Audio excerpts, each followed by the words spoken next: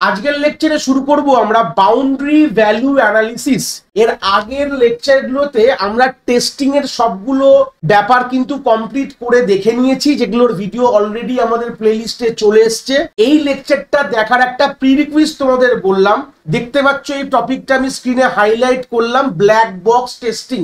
এই জিনিসটা কি যারা জানো তারা তো কোনো ব্যাপার না, যারা এখনো জানো না ব্ল্যাক বক্স টেস্টিং জিনিসটা কি, এর আগে অলরেডি আমি এই জিনিসগুলো পড়িয়ে নিয়েছি, যার ভিডিও তোমরা এই প্লেলিস্টে পেয়ে যাবে। আমি আই বাটনও প্রোভাইড করে দেবো ব্ল্যাক বক্স এবং হোয়াইট বক্স টেস্টিং এর ব্যাপারটা কি কি বৃত্তান্ত তোমরা ওখান থেকে দেখতে পারো, প্লাস প্লেলিস্টের লিঙ্কটাও আমি প্রোভাইড করে দেবো। তোমরা সিকোয়েন্সিয়াল টেস্টিং কনসেপ্টটা কমপ্লিট করে তোমরা এখানে আসো। এটা কিন্তু ওয়ান কাইন্ড অফ বলতে পারো is a part of that concept. Black box testing এর একটা পার্ট কিন্তু বলা হয় বাউন্ডারি ভ্যালু অ্যানালিসিস। এই টেকনিকগুলো আমরা যে এখন পড়বো এটা কিন্তু আমাদের টেস্টিং স্কিমটাকে অপটিমাইজ করার জন্য। টেস্টিং স্কিম কথাটার মানে কি, মানে টেস্টিংটাকে আরো এফিশিয়েন্ট বানানোর গল্পগুলো এখন আমরা দেখবো, এর পরেও দেখবো, এর পরের লেকচারেই থাকবে আমাদের হচ্ছে ইকুইভ্যালেন্স পার্টিশনিং। তো এই যে আইডিয়াগুলো এগুলো পুরোটাই কিন্তু based on optimisation concept. Optimise মানে আরো ভালো ভাবে কিভাবে অল্প খেটে ম্যাক্সিমাম টেস্টিং করা যায়, এই কনসেপ্টগুলোকে নিয়ে কিন্তু এখন আমরা ডিল করব। তো সেই সূত্রে আগে বেসিক যে টেস্টিং কত ধরনের হতে পারে, কত ধরনের টেস্টিং হতে পারে আমরা সেটাকে অলরেডি কিন্তু দেখে নিয়েছি, সেটা তোমরা গ্রিপ আপ করে নিতে পারো। যারা করেনি তাদের তো কোনো ব্যাপারই না, তোমরা কনসেপ্টগুলো বুঝতেই পারবে। যারা দেখোনি আমি আই বাটনের প্লেলিস্টের লিংক প্রোভাইড করেছি, তোমরা ওখান থেকে সিকোয়েন্সিয়াল কনসেপ্টগুলোকে দেখতে পারো। তো চলে আসি কি বলছে আমাদের বাউন্ডারি ভ্যালু অ্যানালিসিস। তার ডেফিনেশনটা ফার্স্ট দেখবো। বাউন্ডারি ভ্যালু অ্যানালিসিস যাকে বলা হয় VBVA is a black box testing technique that focus on testing the boundary of a input range rather than arbitrary value within the range।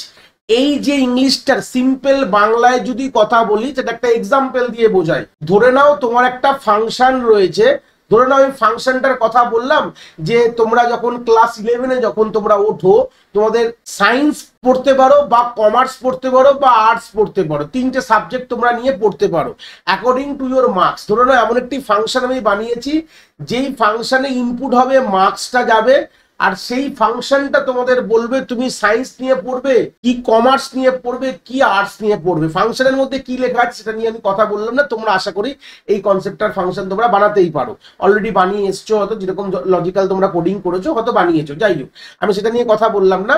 আমার main যে কথাটা হচ্ছে যে ধরে নাও এই মার্কস তুমি কি হতে পারে, ধরে নাও 1 থেকে 100, এর থেকে তো বেশি মার্কস হতে পারে না। ধরো পার্সেন্টেজের কথা বলছি, পার্সেন্টেজ সবসময় কি হয় 1 এবং 100 এর মধ্যেই হবে। এবার ভালো করে ভেবে দেখো যে তোমার এই ফাংশনের ভ্যালিড ইনপুট রেঞ্জটা কি আছে, 1 to 100, ঠিক আছে। তার বিনিময়ে আউটপুট তোমার যা থাকবে, যে হিসাবে তোমার কন্ডিশন থাকবে, লজিক থাকবে, সেই হিসাবে তোমার আউটপুট আসবে, সেটা নিয়ে কথা বলবো না। এইবার যে মেন গল্পটা, এই বাউন্ডারি ভ্যালু অ্যানালিসিস কি বলছে যে আমার কিন্তু যেখানে আমি টেস্ট করতে গেছি তার একটা কিন্তু ইকুইভ্যালেন্স রেঞ্জ আছে। সেই রেঞ্জের মধ্যে তোমরা এক হতে পারে যে একদম 1 দিয়ে টেস্ট করে দেখো। আমরা যখন টেস্টিং করবো হয় তুমি 1 দিয়ে টেস্ট করো বা 2 দাও বা 3 দাই, করতে করতে 100 অব্দি যাও, তাহলে কিন্তু খাটনিটা অনেক বেশি হবে। তো বাউন্ডারি ভ্যালু অ্যানালিসিস বলছে ভাই এইগুলো কেন করছো ফালতু, তোমরা 100 বার টেস্টিং কেন করবে। হ্যাঁ, তোমরা একটা কাজ করো যে এই রেঞ্জের স্টার্টিংটাকে ধরো, রেঞ্জের এন্ডিংটাকে ধরো, বা তার পরেরটা দেখো, বা এই 99টাকে দেখো, ঠিক আছে, বা তোমরা এই 0টাকে দেখো বা 101টাকে দেখো। বলছি যে বাউন্ডারির যে একদম এজে যারা বিলং করছে, আমরা ইউনিট টেস্টিং করার সময় এই কথাটা আমি বলেছিলাম, খুব যারা দেখে এসছো ভিডিও তারা বুঝতে পারবে। তো এজগুলোকে দেখো, এই বাউন্ডারির ভ্যালুগুলোকে দেখো তারা কিরকম বিহেভ করছে, রাদার দেন মাঝখানগুলো দিয়ে কোনো লাভ নেই। হ্যাঁ, আমাদের একটা ইনপুট রেঞ্জের মধ্যে যতগুলো ইনপুটে হতে পারে সবগুলো দিয়ে টেস্ট করার মানে নেই। তুমি বাউন্ডারি গুলো দেখলেই বুঝে যাবে যে আলটিমেটলি তোমার কি হতে পারে, মাঝখানগুলো তো চলবেই। কি বললাম, ক্লিয়ার হয়েছে? তো এই যে ব্যাপারটাই বাউন্ডারি এজ গুলোকে নিয়ে তোমরা চেক করে দেখো তোমার সফটওয়্যার বা ফাংশন বা মডিউল কিরকম বিহেভ করছে। এই কনসেপ্টটাকেই বলা হয় বাউন্ডারি ভ্যালু অ্যানালিসিস। কথাতেই বুঝে গেলে এখন বাউন্ডারির যে ভ্যালুগুলো, তোমার যে ইনপুট রেঞ্জটা রয়েছে, তোমার সফটওয়্যার বলতে পারো বা ইউনিট বলতে পারো, ফাংশন বলতে পারো, তার যে ইনপুট রেঞ্জটা রয়েছে সেই ইনপুট রেঞ্জের বাউন্ডারি ভ্যালুগুলোকে দেখো রাদার দেন তার মিডিল গুলো দেখে অনেক সময় নষ্ট, ঠিক আছে। এফিশিয়েন্ট টেস্টিংটাকে এফিশিয়েন্ট বানাচ্ছি, গাধার খাটনি না খেটে বলে না হার্ড ওয়ার্ক আর স্মার্ট ওয়ার্কের গল্প, গাধার খাটনি না খেটে একদম আমরা ইজিলি ভালোভাবে অপটিমাইজ ওয়েতে খাটার চেষ্টা করছি, স্মার্ট ওয়ার্ক করার চেষ্টা করছি। এটাই কিন্তু একটা idea of boundary value analysis. এটা কিন্তু একটা ব্ল্যাক বক্স টেস্টিং অ্যাপ্রোচ, প্রথমেই বলে দিলাম, ঠিক আছে। দেখো কি বলছে তার পরের line, since error often ochre at the boundaries this method help catch potential issue efficiently. দেখো আমাদের যখনই ইনপুট রেঞ্জের যে বাউন্ডারিজ গুলোতেই কিন্তু এরার হবে।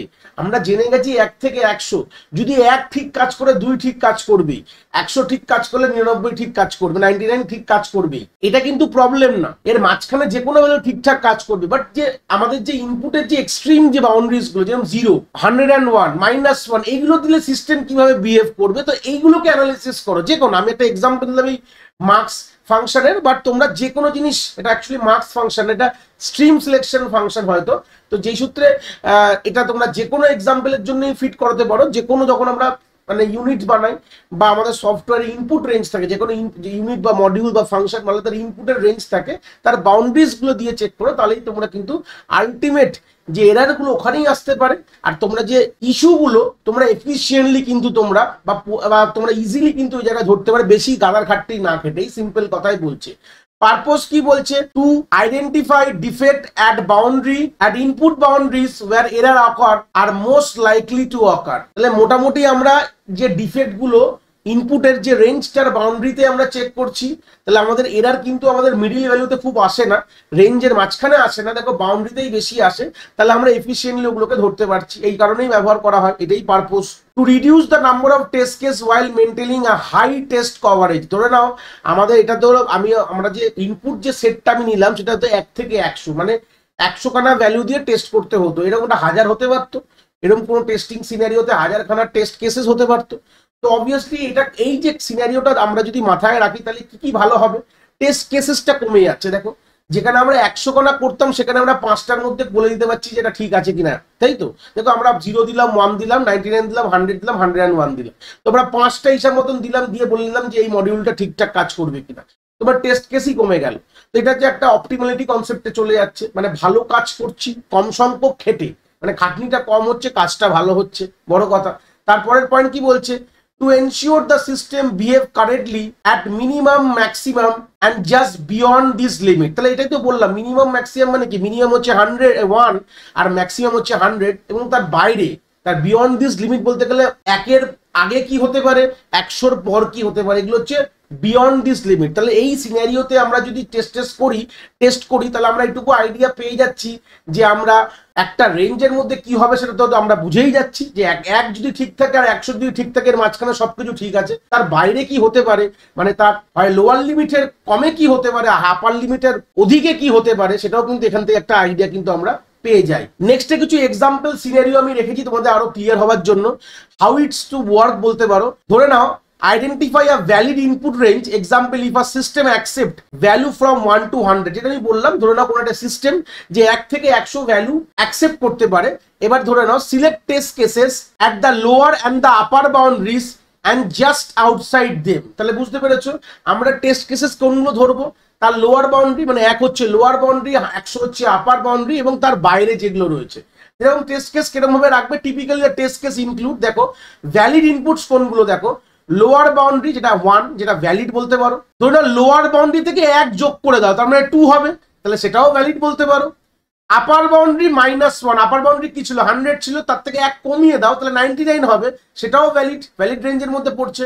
আপার বাউন্ডারি যদি 100 হয় সেটাও ভ্যালিড, তাহলে বুঝে গেলে। এবার ইনভ্যালিড ইনপুট কোনগুলো হবে, দেখো লোয়ার বাউন্ডারি -1, মানে 1 -1 করলে কি হয় 0, যেটা কিন্তু ইনভ্যালিড। তাহলে আপার বাউন্ডারি +1 মানে 101, যেটা কিন্তু ইনভ্যালিড। তাহলে আমরা টেস্ট কেসেস গুলো এইভাবেই, যেটা বললাম এইভাবেই ডিজাইন করব। এবার তাহলে তোমরা ভেবে দেখো, আমরা নর্মালি যদি 1 থেকে 100 মানে 100 খানা, তার বাইরেও ধরলাম, তাহলে 100-র বেশি আমরা কিন্তু টেস্ট করতে হতো। সেখানে কিন্তু এই বাউন্ডারি ভ্যালু অ্যানালিসিস কনসেপ্টে আমরা মোটামুটি দেখো 6টা টেস্ট করে বলে দিলাম যে এই মডিউলটা বা ফাংশনটা ঠিকঠাক চলবে। আরেকটা এক্সাম্পল সিনারিও দেখো, দেখলে ক্লিয়ার হয়ে যাবে। দেখো টেস্ট কেস, যে ধরে নাও এজ ইনপুট ফিল্ড, ধরে নাও কোথাও আমরা যেন ভোটার কার্ড যখন বানাতে যাই, তখন কিন্তু আমাদের কি থাকতে হয়, বা কোনো জায়গায় চাকরি বাকরি ক্ষেত্রে এরকম হয় না, আমাদের এই বয়সের মধ্যে থাকতে হবে। তাহলে সেই এজ ইনপুট ফিল্ড হচ্ছে 18 থেকে 60, কোনো একটা জায়গায় ধরে নাও রয়েছে। যেখানে ভ্যালিড টেস্ট কেস কোনগুলো হবে 18-19 যেটা বলেছিলাম, লোয়ার বাউন্ডারি +1, আপার বাউন্ডারি -1। তো এইগুলো থেকে 4টে ভ্যালুতে বলে দেবো যে আমার মডিউল ঠিক কাজ করছে কিনা। ইনভ্যালিড কোনগুলো হওয়া উচিত, নর্মালি 70 আর 61, সেটা কি করে পেলে লোয়ার বাউন্ডারি আবার -1 করবে, আপার বাউন্ডারি +1 করবে। তো সেইভাবেই কিন্তু টেস্ট কেস ডিজাইন করে আমরা বলে দিলাম যে আমার এই মডিউলটা ঠিকঠাক কাজ করছে। তারপরের ক্ষেত্রে দেখো আরেকটা এক্সাম্পল দেখাচ্ছি, যে কেস বলেছে পাসওয়ার্ড লেন্থ, যেখানে বলেছে রেঞ্জ বলেছে 8 থেকে 16খানা ক্যারেক্টার। তো তোমরা ভ্যালিড টেস্ট কেস কি হতে পারে, 8টা 9টা 15 16 এইভাবে তোমরা দিয়ে চেক করলে ক্যারেক্টার দিয়ে। আর ইনভ্যালিড হলে দেখো 7 আর 17খানা ক্যারেক্টার দিলে তখন বুঝতে পারবে সেটা ইনভ্যালিড তোমার দেবে। তাই এই মোটামুটি এইভাবেই তোমরা কিন্তু টেস্ট কেসেস ডিজাইন করবে। তাহলে বাউন্ডারি ভ্যালু অ্যানালিসিস করে কিন্তু আমরা অনেকটা অপটিমাইজ বা এফিশিয়েন্ট অ্যাপ্রোচে কিন্তু চলে যাই কি করার, টেস্টিং করার ক্ষেত্রে। তো সেটাই আমরা এখানে দেখবো, অ্যাডভান্টেজ খুব ইম্পর্টেন্ট বাউন্ডারি ভ্যালু অ্যানালিসিসের রেসপেক্টে। দেখো প্রথম লাইনেই রয়েছে reduce the number of test case while maintaining effectiveness, মানে টেস্ট কেস কমিয়ে দিচ্ছি বাট আমার কাজ কিন্তু মানে আমি কিন্তু কোয়ালিটি কাজ করছি, মানে কম খেটে ভালো কাজ করাটাকেই বলা হয় বাউন্ডারি ভ্যালু অ্যানালিসিস, বাংলা ভাষায় বলে দিলাম। নেক্সট কি বলছে, catch error efficiently at the boundary condition. তো বুঝতে পারলো মেন প্রবলেম কোথায় আসে, বাউন্ডারিতে আসতে পারে, ইনপুটের রেঞ্জের বাউন্ডারিতে, সেটা কিন্তু আমরা এফিশিয়েন্টলি ধরতে পারছি আমাদের এই কনসেপ্টের সাহায্যে।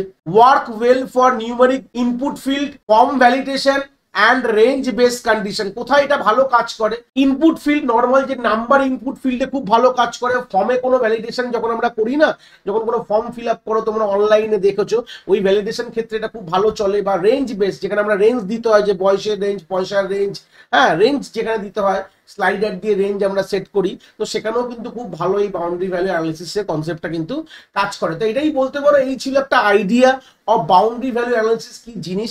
আশা করি কনসেপ্টটা তোমরা এখান থেকে খুব ভালো করে বুঝতে পেরেছো।